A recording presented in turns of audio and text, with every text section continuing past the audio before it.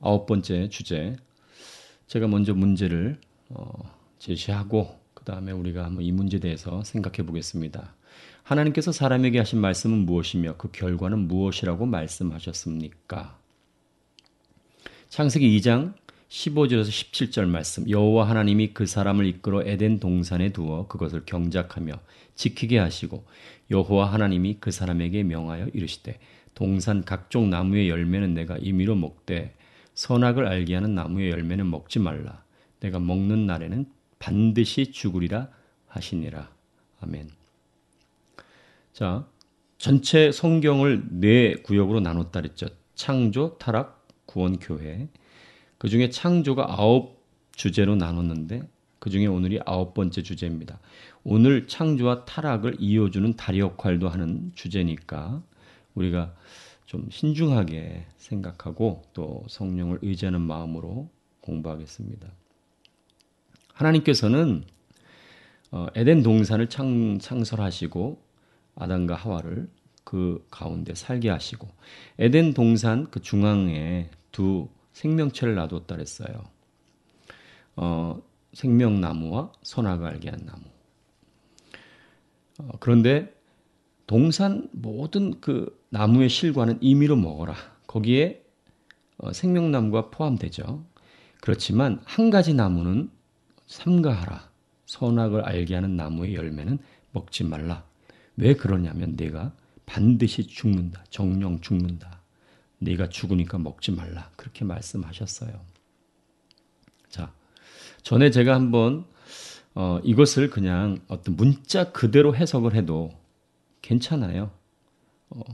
선악을 알게 하는 나무가 있고 또 생명나무가 있다. 그런데 뱀이 와서 유혹했다. 그래서 선악을 알게 한 나무의 실과를 먹었다. 그래서 원죄에 빠졌다.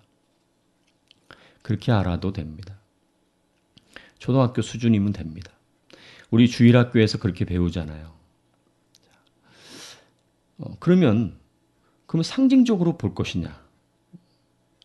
상징적으로 해석하는 것이 아니라 거기에 상징적인 의미가 포함되어 있다는 얘기입니다.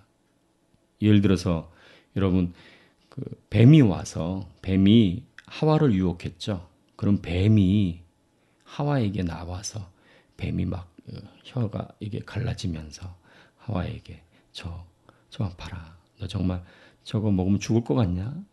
아니다. 죽지 않아. 네가 하나님처럼 될 것이다. 그렇게 얘기했나요? 그렇게 동화같이 얘기해도 됩니다. 그런데 요한계시록에 보면 옛 뱀, 마귀라고도 한다. 사단이라고도 한다. 용이라고도 한다라고 또 정확하게 해석까지 해주셨어요. 옛 뱀이라고 얘기했지만 사단입니다. 사단. 그 사단이 하와를 유혹했고 하와가 그 사단의 유혹에 넘어가서 그 다음에 아담에게도 주매 아담도 먹어서 죄를 짓게 된 자. 그럼 그 선악을 알게 하는 나무의 실과를 먹은 그 자체, 그게 바로 죄, 원죄입니까? 그렇죠. 그게 원죄죠. 그렇게 해석해도 되죠. 근데 조금 더 나갈 필요가 있습니다.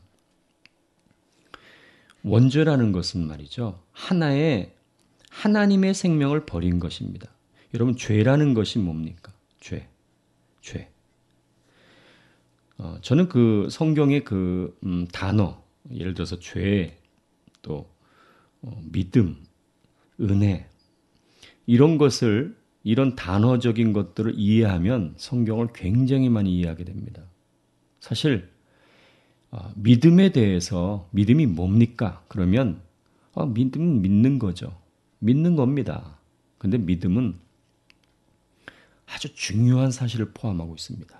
믿음의 아주 본질적인 의미는 율법과 정반대라는 의미가 있습니다. 믿음이라는 것이. 그것처럼 죄도 이 죄의 본질적인 의미가 있어요. 죄는 하나님을 떠나는 것이에요. 하나님을 떠나는 것. 그래서 죄라는 것을 그냥 막연하게 어떤 잘못하는 것을 죄라고 얘기하면 안 돼요. 죄는요, 하나님이 제가 좀 죄라는 것을 제 나름대로 정의를 했는데, 죄는 하나님 없는 사고 방식이다. 좀 쉽게 말하면 그래요. 그래서 여러분 사실 믿는 사람들은요, 잘못과의 싸움이라기보다는 옳은 일에 대한 싸움입니다. 옳은 일. 이렇게 설명하면 좀 이해하실 수 있을까? 이해하시리라 믿어요. 오히려 내 의에 대한 싸움이라고 보면 돼요. 여러분 그 착한 일을 하면 그건 죄가 아닙니까? 꼭 악한 일만 죄입니까? 아닙니다. 여러분 선악과가 뭡니까? 선과 악이 포함되어 있는 겁니다. 선과 악을 스스로 결정하고 스스로 판단하는 것이 바로 죄입니다. 하나님이 선악과를 먹지 말라 이렇게 말씀하신 것은 스스로 하나님이 되지 말라는 뜻입니다. 이 죄는요, 전 죄들이라고 나눠요. 죄는 근본적인 것이고, 예를 들어서 이런 거예요. 사과 나무기 때문에 사과 열매가 맺히는 것처럼 죄가 죄의 열매, 죄들을 맺히는 거예요. 그럼 죄는 뭡니까? 제가 아까 설명해 드렸죠. 죄는 하나님이 없는 사고방식이에요. 하나님이 없는 거예요. 생명나무를 선택하지 않았다는 것은 생명나무가 제가 무엇을 상징한다 그랬습니까? 생명나무, 예수 그리스도를 상징한다 그랬죠. 그죠? 그 생명을, 진정한 생명, 영원한 생명을 취하지 않으면 그는 하나님이 없는 거예요. 그러면 하나님이 없으면 그 영적 존재가 어떻습니까? 인간은 영적 존재로 만들어졌다 그랬죠. 그런데 인간은 영적 존재로 만들어졌다는 것은 무엇을 담을 수 있는 존재인 거예요. 인간은 그릇이라고도 표현했어요. 그죠? 그릇. 예수 그리스도를 믿으면 너희가 성전인 것을 알지 못하느냐? 주님이 우리 안에 담기기 때문에 우리가 성전이 되는 거예요. 그죠? 우리는 뭘 담는 존재예요. 담을 수 있는 존재로 만드신 거예요. 생명나무를 먹고 생명을 담아야 되는데 생명을 담지 않았던 것이죠.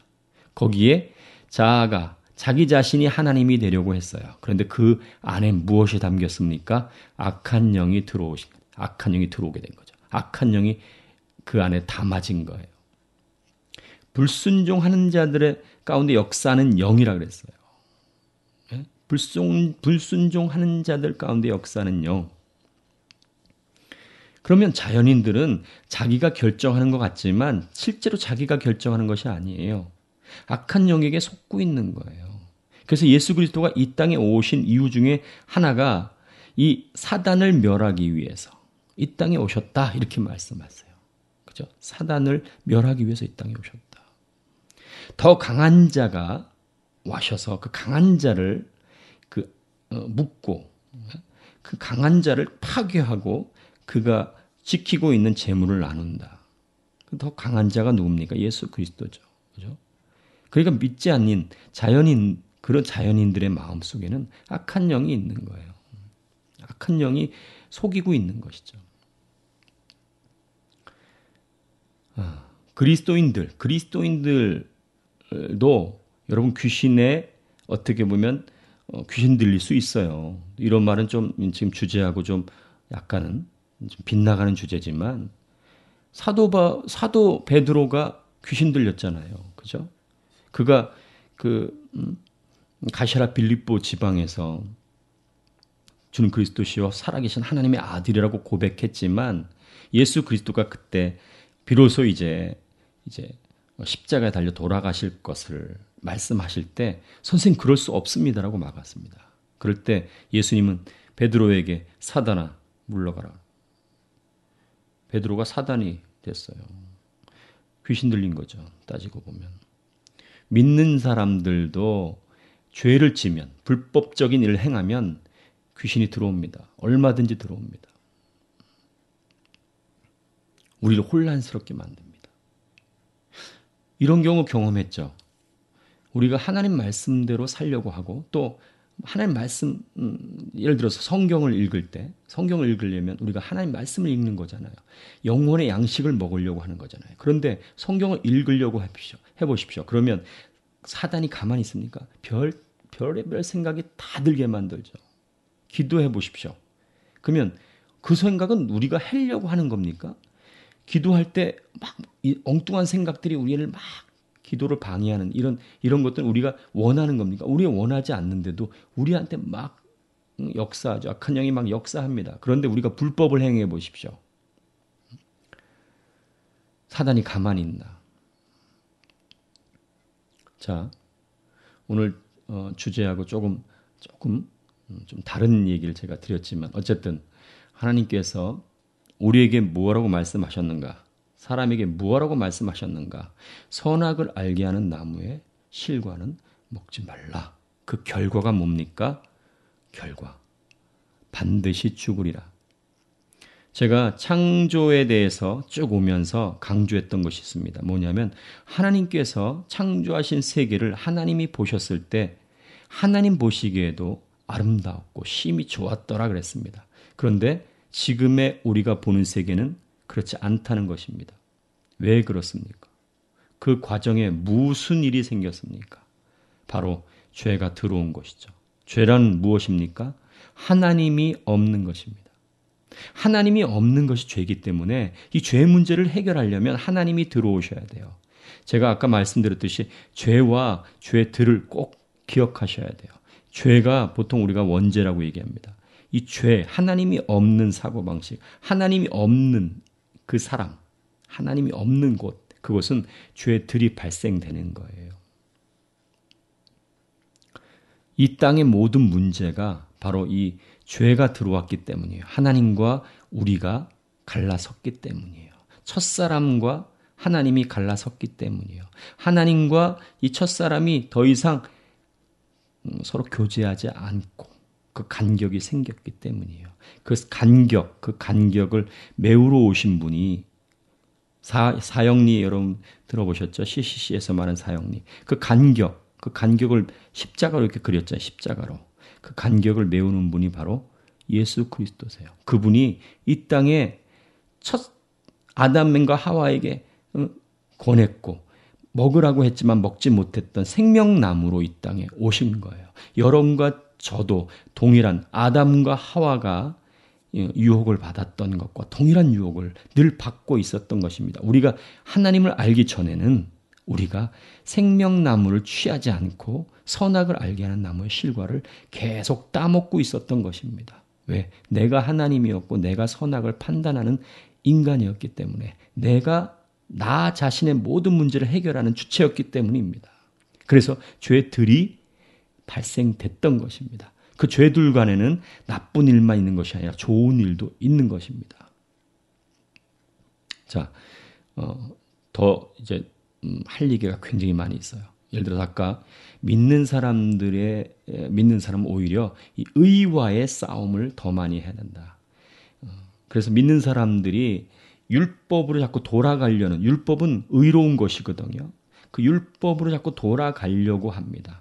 그 율법은 우리의 한계를 드러내고자 하나님이 주신 것입니다. 하나님이 율법은요, 또 아까 제가 말씀드렸듯이 믿음, 은혜, 죄, 율법. 율법은요, 제가 율법을 또 나름대로 또 말씀드리면 율법은 하나님의 삶이에요. 하나님께서 살아가시는 삶의 방식이에요. 그게 영광이래요, 영광. 이 죄는 표적을 맞추지 못했다, 그런 뜻이 있거든요. 표적과 빗나갔다. 그 표적이 뭡니까? 하나님의 영광이죠. 그러니까 하나님의 영광에 이르지 못한 것이 우리입니다. 하나님의 영광이 뭡니까? 율법을 완전하게 지키시는 분. 왜? 율법을 완전하게 지킬 수 있는 분은 하나님밖에 없어요. 그래서 믿는 사람들이 율법으로 돌아가게 되면 자신의 힘으로 율법을 지키려고 하면 자신의 한계가 드러나게 되는 거예요. 그러면 자신을 내려놓게 되죠. 그리고 오직 예수 그리스도만 의지하게 되죠. 그분의 생명으로 살아가게 되죠. 그러면 그분의 생명이 율법을 지켜나가게 만드는 겁니다. 그래서 그 율법, 내가 내 노력으로 지킬 수 없던 그 율법이 서서히 지키게 되는 새로운 세계를 경험하게 되는 것이죠. 왜냐? 그것은 내 힘으로가 아니라 예수 그리스도의 생명으로만 가능하기 때문에, 하나님으로만 가능하기 때문에 이제 내가 내 안에 사는 것은 그리스도라고 고백할 수밖에 없는 것이죠. 내가 알고 있는 모든 것은 하나님을, 예수 그리스도를 아는 지식의 고상함에 비해서는 다 똥같이 여기는 거다. 그게 진짜 똥이 아닙니다. 너무나 귀하고 중요하지만 예수님에 비해서는 그것은 배설물과 같다. 그런 말씀인 거죠. 제가 지난 시간에도 얘기했죠. 지난 시간인가? 영적인 존재가 얼마나 위대한 존재인가 말씀드렸죠. 자, 오늘 이제 창조의 마지막 부분을 우리가 공부했습니다. 이제는 하나님이 창조한 이 아름다운 세상이 왜 이렇게 됐으며, 또 우리 자신은 어떠한 존재였었고 지금은 어떠한 존재고 앞으로는 또 어떠한 존재로 변화될 것인가에 대해서 우리가 계속해서 공부하겠습니다.